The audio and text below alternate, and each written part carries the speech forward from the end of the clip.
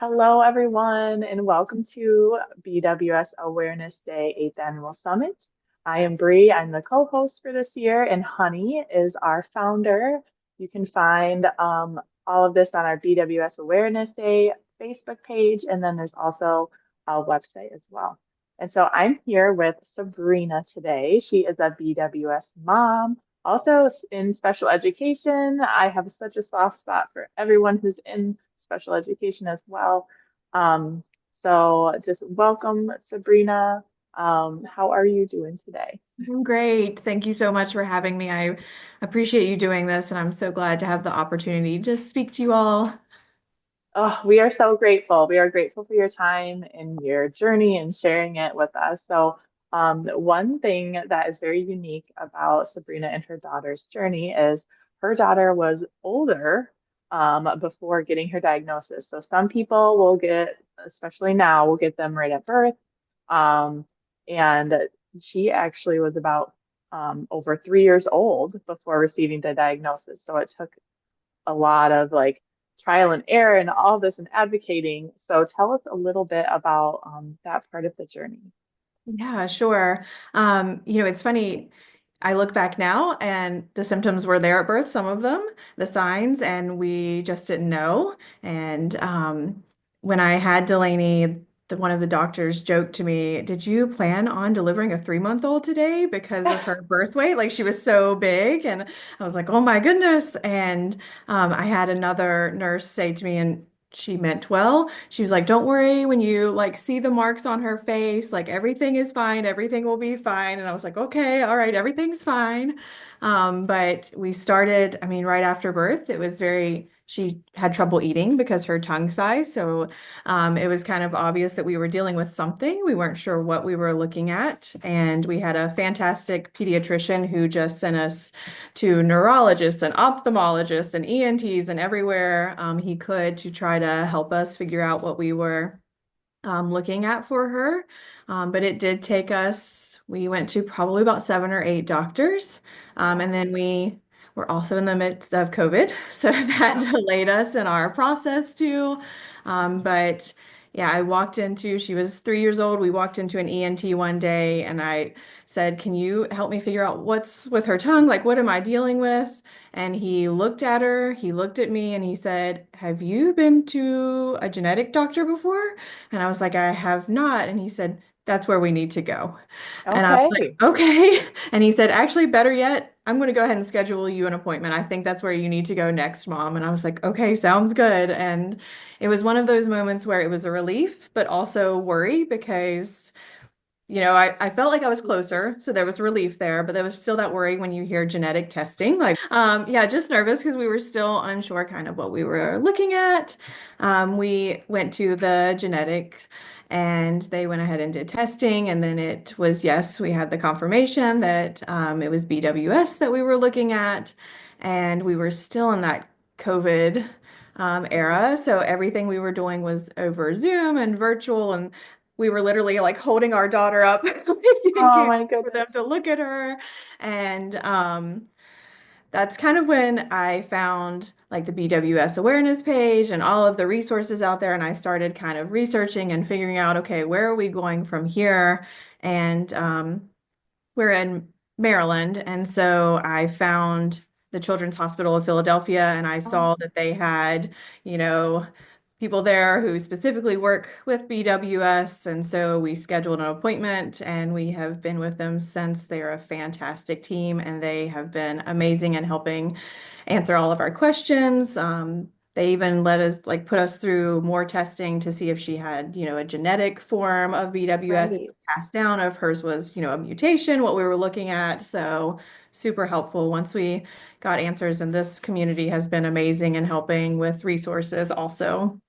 I'm so glad. I love CHOP. I had the honor of being able to go there in 2019, and that was the first time I met anyone with BWS. And actually, Jennifer Kalish looked like actually was correcting like the type that I thought I had from like the 80s when I was born. And she's like, it's actually this. And I'm like, oh my gosh, thank you. And it's not that those doctors were like, and it's just what they had then. So it Right. was more like, yes, you have BWS, but here's the type of, is it genetic or is it more like a mutation? And mine was the mutation. So anyway, so cool. I'm so glad that you found that community there too. It's such a great place there. And then so share with us a little bit about like your experience with advocating as you kind of went through. It seems like you did an incredible job because you got all these different specialists, but just how that has kind of like grown and shaped. So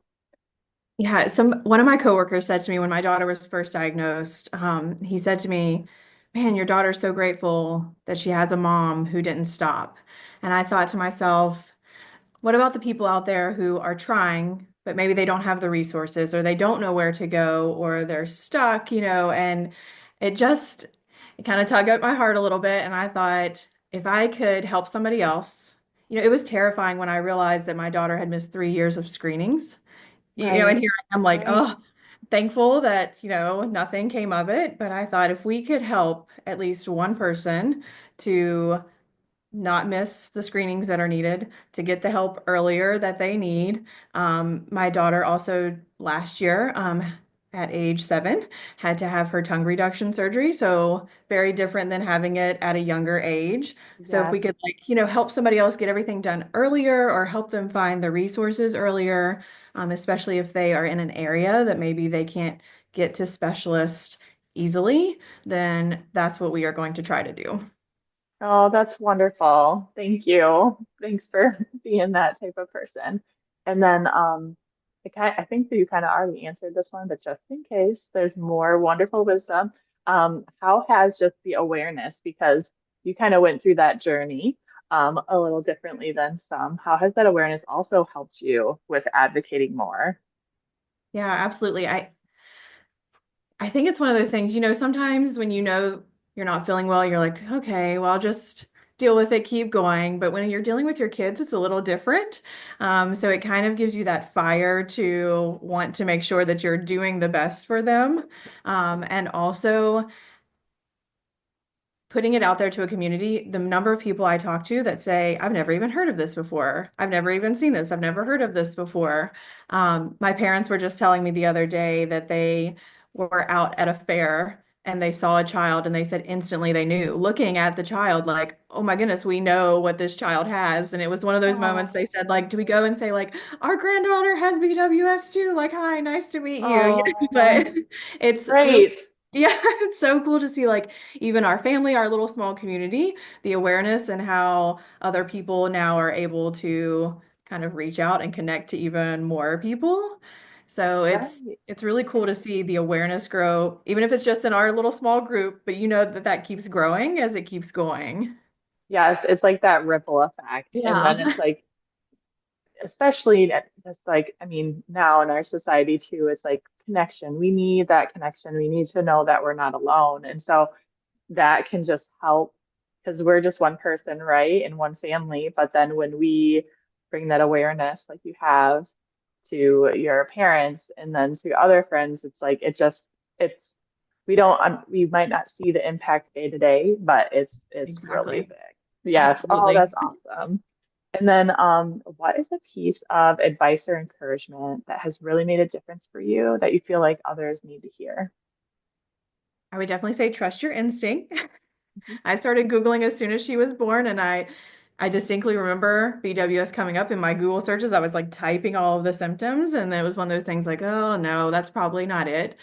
Trust your instincts as a parent or guardian, taking care of a child, and also don't be afraid to ask questions. Sometimes when we get to CHOP, I preface and I say, this may be a ridiculous question. And they're always like, it's not. Like, it's not a ridiculous question. I'm like, so sorry, I have another question. Can I ask another question? So just don't be afraid to ask. What's the worst that's going to happen? You're going to have the information that you need. So don't Yeah. be afraid to advocate for yourself, or for a child that you're taking care of. And then don't be afraid to ask any questions. I love that. I love that. And I love how you articulated that too, because it's like, what's the worst that is gonna happen? You're gonna have the information you need. So it's like better to ask than to not. Love that. And then, is there anything else that you want to share with us? Just anything about your own journey as a mom going through this that you want to share for other moms, or even just now with your daughter being a 7. So It's really, I want to say I do appreciate this community so much. I think you said earlier when you realize that you're not alone, that is game changer. Like it really is. And I had the privilege of making a lot of the pictures for BWS Awareness Day, and it that's just great. Thank you for that. touched my heart every time a new one came in. And I was like, oh, we're not alone. And then another one came in. We're not alone. Like just seeing all of those pictures was absolutely amazing. And I always tell my kiddos that I think that we are perfectly made the way we are intended to be made. So whatever we have, we use it to make the world a better place.